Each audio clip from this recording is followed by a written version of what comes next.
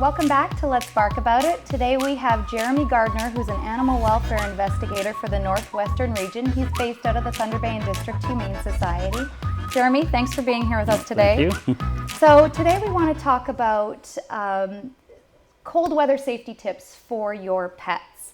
So we hear a lot of how to keep your pets safe in the warm weather months, but unfortunately these cold months are fast approaching, sooner than we'd like.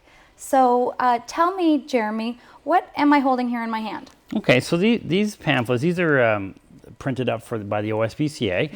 They're just plans for making the ideal doghouse, and I can open it up for you. It's a little easier.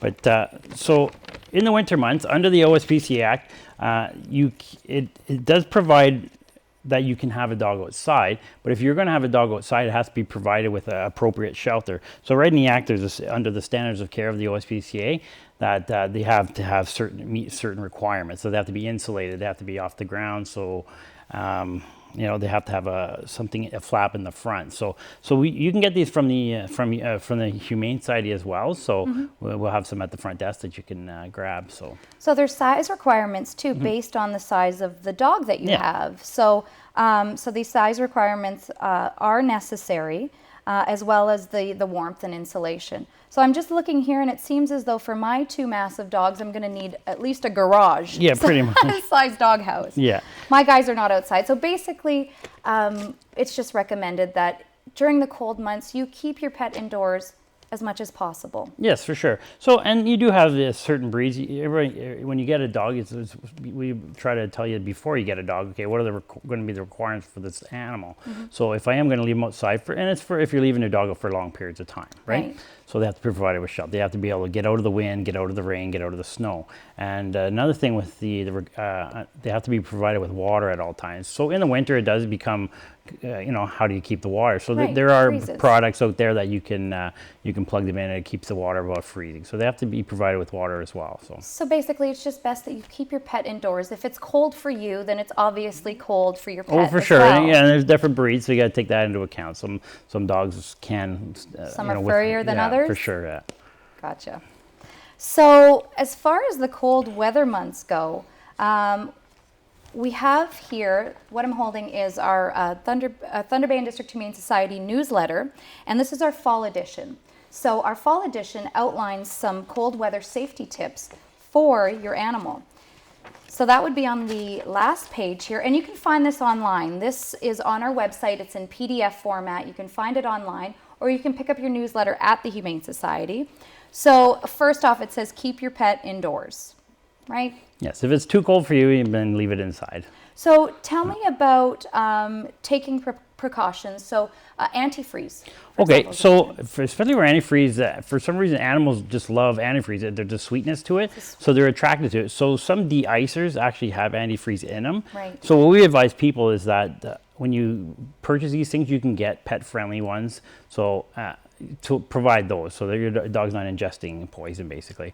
So, and the other thing is too, when you're walking your dog, that the city does use salt on the roads, so the salt can dry out the dog's paws and stuff. So a good idea is when you get home from walking your dog, we want you to walk your dog, obviously. Right. So, but just make sure you wipe them off with a warm, wet cloth to get the salt off there. And also not to let them lick the salt off, because that will really irritate the inside of their mouths. And as far as the antifreeze goes, if a dog ingests antifreeze, or you suspect that it's licked up antifreeze, to call your vet immediately. Yes. Correct? Immediately, because it is a dangerous poison. Right. So the other thing that I was informed about, and this was a few years ago, was that stray cats or cats that are left outside will actually seek warmth and hide in either the wheel well or the engine of your car. Yes. So what we advise people, everybody wants to warm up the car in the morning, but what we do is, before you start wiping off your car, instead of starting your engine first, check under the wheel wells and make a little bit of noise in the front. So, because I've actually seen cats get up in the engines of the car. Right. So people would turn their car on. Unfortunately, cat actually gets caught in the belts. Yeah. And we don't want to avoid that as much as possible. So just do all those things, and then you can warm up your car when you're wiping off your car. So. Okay. Yeah. So if somebody sees an animal that's being left outdoors and there isn't a lot of shelter, are they encouraged to call Yes, for sure. So I like to say we are extremely busy in the area and as well as the rest of the province. So Right. we'd like to try to do your homework first. So if you can't see the dog, we'd rather get called first before. But just just to know that a dog outside is not necessarily neglected or distressed. So you do your homework first, but like I said, we'd rather get the call than not. So. Right. Yeah. So we can talk about, if you don't mind, about like in the summer we have hot dog calls. Yes. So in the winter So we busy. also get, the dogs that are left in the winter. So in the summer the cars actually act as an oven. So in the winter it acts as in the reverse. It acts as a refrigerator. Like a freezer. So you think, oh, dog will warm up the car like in the summer, but it's different. So it acts basically as a refrigerator. It gets cold really quickly. So we advise people not to leave their dogs. So you have a thermometer that can actually check both temperatures of the vehicle just by being near the window. Yeah, correct? so we have special probing devices we can use that we can get inside the vehicles and get the temperatures of the internal temperatures of the vehicles. So just like in the summer, in the winter it's very cold. It's colder in the vehicle for your dog. So leave your pets at home. Yes, for sure. Yeah, Don't leave you your like to come animal with them, car. but it's much better to leave them at home. Okay. So stray cats are an issue, obviously, in the city of Thunder Bay. So we're asking at the Humane Society that you keep an eye on, stray cats, because they will be seeking warmth. They will be looking for warmth. And so to help out within your neighborhood and, notify somebody, the neighbors, if their cat's being left outdoors for too long, just to help out, because these animals really will try to seek warmth, and it's just too cold for them. Oh, for sure. Anything else that you want for people to know? Just if you have any questions regards to this, like we said, we'd rather you call us first, and we can advise you what you need to know. If you have any question about cold weather or any neglect or cruelty, we'd rather be called than not called. So right. Yeah. And again, these newsletters and safety tips are available both online on our website, tbdhs.ca, as well. You can print off the PDF version there. Or you can pick these up at the Humane Society. So,